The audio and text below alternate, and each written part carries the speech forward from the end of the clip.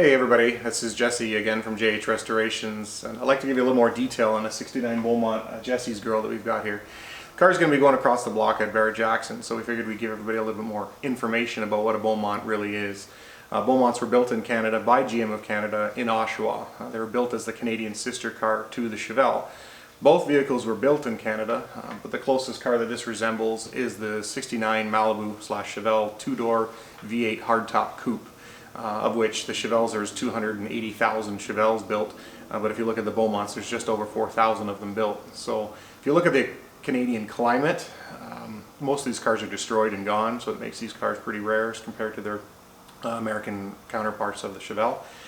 This car was purchased by myself 25 years ago. It was the car that myself and my family cut our teeth on. It's how we got to where we are today. It's been rebuilt a couple times over the years. The first was closely resembled what an original car would have been. It was a 350 4-speed car with a bench seat.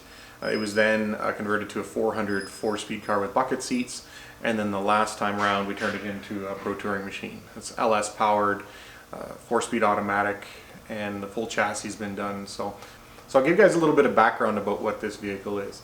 If you look at the suspension, it's Global West, converted to coilovers. It has Wilwood 4-wheel disc brakes. It's an LS powered car with a 4-speed automatic. It's a 4L70 built by TCI.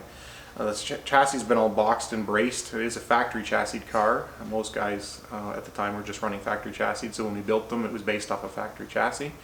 There have been some modifications to make it stronger. We've got polyurethane engine mounts in the vehicle. Moving into the body, believe it or not, though it is a Canadian car and it was mostly rotten when we built it the first time, it was replaced with as much factory GM panels as we could find. So the front fenders are Chevelle fenders that were converted to Beaumonts. The quarter panels, we believe we found the last pair in existence in Canada up in Hamilton, Ontario about 20 years ago. Doors are original doors. The only body panel that is not original to the car are the floor pans, and the hood is not a GM hood, it's an aftermarket hood. All the chrome on the vehicle, like I said earlier, Beaumont is based off the Chevelle, but it has some Pontiac styling cues. So the front grille is a 2-piece grille, the taillights are a little bigger, they're pot metal, they're a little bit more ritzy looking as far as trim level goes. So those are original to the vehicle. They've never been re-chromed, they're very clean. All the emblems and badging that was on the car is original and never been re-chromed. The front bumpers, front and rear bumpers, sorry, were re-chromed at some point in time. They're like show quality bumpers. Moving on from there, all the body panels were cut and gapped the last time we went around with the vehicle, so it is a lot straighter and a lot cleaner than you would have seen a factory car at the time. Going on to the glass, front and rear glass is reproduction of the original side glass is smoke glass. The vinyl top trim is all original to the car. The car was an original vinyl top car.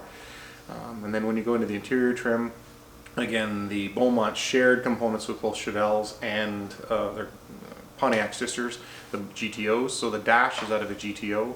The door panels in a custom Beaumont at the time were out of a Chevelle. Those no longer exist. Everything in the inside of the car has been replaced. Door panels are full custom fiberglass panels that are leather wrapped. The dash is original, but we have Dakota Digital gauges. We've got a climate control air conditioning. Ididit steering column. We've got a touch start system in the car. Cadillac CTS console in the vehicle. We removed the rear seat and put in the GTO rear seats that are 2 individual buckets as compared to the one that's got one-piece carpet in the vehicle. So we tried to kind of maintain the essence of what the vehicle was on the outside by not customizing it too much, but give it a really modern, clean look on the inside of the car. So again, following along with those modern touches, you go through into the exterior of the vehicle. We added turn signals into the GM Sport mirrors. We've got daytime halo running lights in the vehicle. We've got bigger rims and tires, Budnik wheels and Toyo tires, accompany the Wilwood disc brakes. So again, just trying to keep that modern pro touring feel.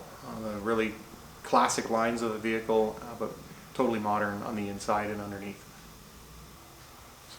When we did the body and paint, when we were done cutting and gapping the vehicle, there's a lot of blocking and sanding that went on. But the vehicle is a tri-coat candy color. It's borrowed from the 2003 Corvettes.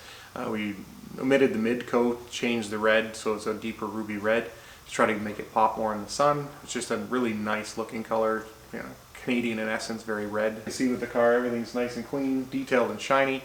We tried to leave it as timeless as we could as far as body mods go. They're very limited in what we did with the vehicle. We like the old and the new, so we just tried to put as much new into the old body as we could, and we think we accomplished that.